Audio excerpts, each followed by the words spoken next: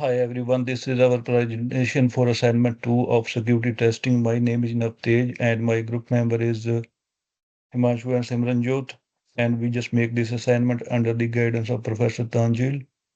So for this project we used ZAP, a widely used security tool to identify the vulnerability in DWA and propose actionable recommendation to address the vulnerabilities.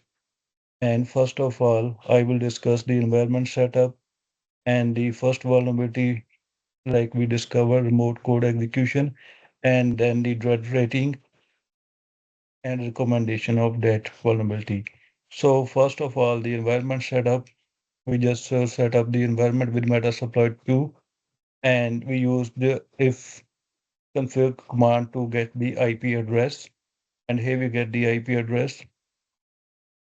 Then we use that IP address in web browser to access the DVWA. So we can access that page. So after that, when we get the default homepage on DVWA, and after that we logging in the with credential, admin and password. So we can access the DWA page. And when we access the security is high for testing purpose, we just make the security setting of this to low. Then we have to install the ZAP, and this is the command to install ZAP. And I will just insert the IP address in ZAP to access attack. And here the attack is started in ZAP. So with ZAP attack, we just set the alerts, and here we get the alerts, and these are the vulnerability list we just found with ZAP. And here is the first vulnerability I will discuss now. So this is remote code execution.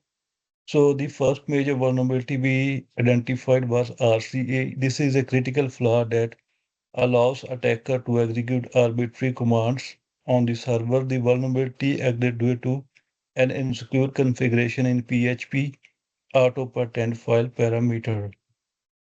So like we can say that to understand this vulnerability like is a TV remote. So we can controlling someone else TV with our remote. So in that way attacker can control the server. So this is the impact of this vulnerability.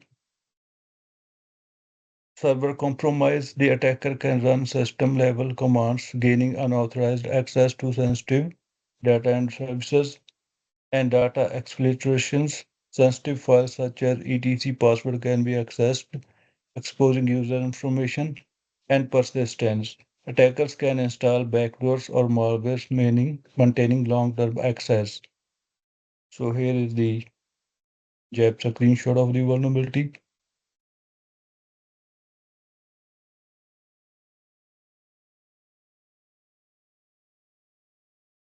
So here are the recommendations for to remove this vulnerability. So how we can, first of all, upgrade the server software. So we just need to update the Apache Server 2.4 to PHP 8 and disable the web dev if needed. So we have to disable it and remove version disclosure. So hide the version controller. So we have to use this code. So it did not reveal the version. And server session management. So with this code, we can manage the server session management. So here is the direct assessment of this vulnerability. So we just access the and give the coding to this vulnerability for damage, reproducibility, exploitability, affected user, and discoverabilities. So the overall rating is for this vulnerability is 4.8. And here are the effects. So damage potential explanations. So RCA can lead to total server compromise, and reproducibility exploitation is straightforward using standard tools or script, and exploitability. Minimal technical skills are required to making this vulnerability accessible to attackers of all levels and affected users. All users relying on the server are impacted if it's taken over, and tools like ZAP are easily available to exploit this vulnerability. So, discoverability, the type of vulnerability is typically detected by automatic scanners. So, like I already discussed, the ZAP, and we can easily find this vulnerability. So now my group member will discuss about second vulnerability. Simran. Vulnerability. Second, absence of anti-CSRF tokens. Description. This application does not implement anti-CSRF tokens, leaving it vulnerable to cross-site request forgery. CSRF attacks. Attackers can craft malicious requests executed by unauthorized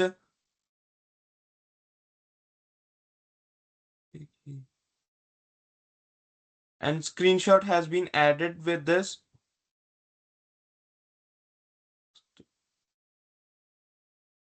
Exploit example, a crafted form exploiting the CRSF vulnerability and code has been added. Recommendations, implement anti-CRF tokens, add unique tokens to each form submission, and code has been added. Server side validation, validate tokens before processing requests, and a example code has been added.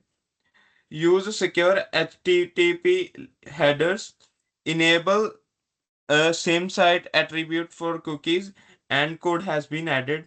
And next will be presented by Himanshu. Hello, my name is Himanshu Patel. Today I am explaining the direct vulnerability assessment. There is a damage, reproducibility, exploitability, affect user, and disability. There is overall rating for this vulnerability is 4.4. Detailed discussion for this detailed damage potential rating is 4. Explanation is that user account may be compromised, but it doesn't affect the entire system. Reproducibility rating is 5.